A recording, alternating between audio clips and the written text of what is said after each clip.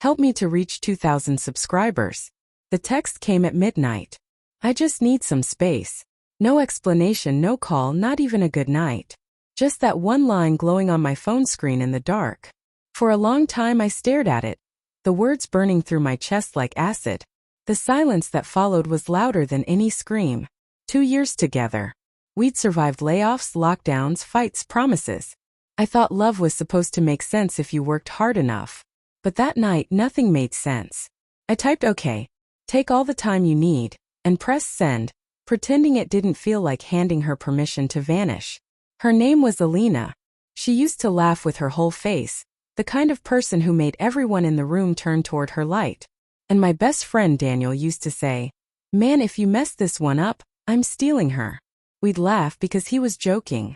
Or maybe he wasn't. I should have paid attention. The first week after her message, I told myself it was temporary. She needed to breathe, to think, to reset. I texted her once or twice, "Hope you're doing okay," but she never replied. Her social media went quiet too, no posts, no stories. Just silence. Daniel came around a few times, bringing beer and false comfort. "She'll come back, bro. They always do. Just give her time," he'd say, leaning back on my couch, eyes flicking toward my phone like he was checking if it would buzz. I wanted to believe him. 2 weeks later I saw it. It was a Sunday morning, gray and damp, the kind of day that felt suspended between seasons. I was scrolling aimlessly when my screen froze on a tagged post. A mutual friend had shared photos from a wedding. The groom's face hit me first. "Daniel." Then the bride turned toward the camera, veil slipping down. Her eyes lit up in a way I hadn't seen in months. "Alina." For a moment I thought I was dreaming. My hands trembled. I refreshed the page, but it didn't change. Her fingers laced through his, the same way they used to fit around mine.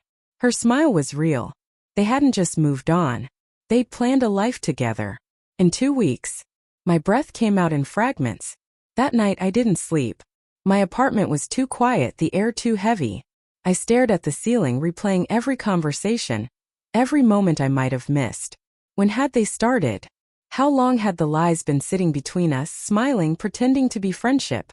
I thought back to the movie nights, the late calls, the jokes they shared at my expense. I remembered one evening, Alina laughing a little too hard at something Daniel said, her hand brushing his arm like it was natural. I'd noticed, and she'd noticed me noticing. "You're imagining things," she'd said, smiling like I was paranoid. I wanted to believe her so badly that I convinced myself I was crazy. The next morning I went to Daniel's place. His car was in the driveway, ribbons still tied around the mirrors. I didn't plan what I'd say. I just needed to see his face. He opened the door wearing a t-shirt that said Groom Squad, eyes flickering with guilt before he forced a smile. "Hey man, I was gonna call you." "Really? Before or after the honeymoon?" His face drained of color. "It wasn't supposed to happen like this." "How was it supposed to happen? You marry my girlfriend behind my back and what? Send me an invite after." Alina appeared behind him, barefoot, wearing his hoodie. My hoodie. I felt something inside me twist. She didn't say anything at first. Just stood there, lips trembling like she was trying to find a softer lie.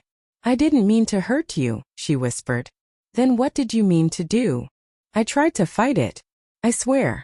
But it just happened. You and I, we were falling apart. And Daniel was right there to catch you. Neither of them spoke. The silence was a confession. I left before I said something I couldn't take back. The cold air outside slapped my face, sharp and sobering. My hand shook as I unlocked my car. I sat there for what felt like hours, staring at the steering wheel, trying to decide if I hated her more for doing it or myself for not seeing it coming. I thought about every moment we'd shared, the morning she'd wake up early just to make coffee for me, the way she'd hum under her breath when she cooked, the quiet comfort of knowing she was there. Had all of it been real? Or had she already been halfway gone while pretending to love me? I couldn't tell where her lies ended and my memories began. Days turned into weeks. People found out. Mutual friends sent awkward messages, unsure what to say. My mother told me to forgive and move on. But forgiveness felt like betrayal too, a betrayal of my own pain. One night, while sorting through old photos, I found something strange. A picture from 3 months earlier, Alina, Daniel, and me at a small cafe. But in the reflection of the window behind us, Their hands were touching under the table. My chest tightened. So it hadn't been sudden. It had been planned, secret, careful. Every space she asked for had been time borrowed to build a new life without me. That realization broke something deeper than anger.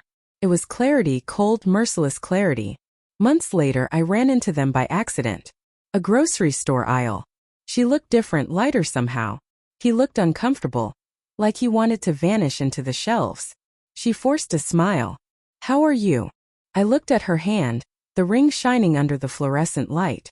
"Better," I said, and meant it. For the first time, I saw her without the glow of my love blinding me. She wasn't the same person I'd fallen for. Or maybe she never was. Maybe I'd loved the version I created to make her betrayal hurt less. As I walked away, I realized something. The worst part of betrayal isn't losing the person you loved.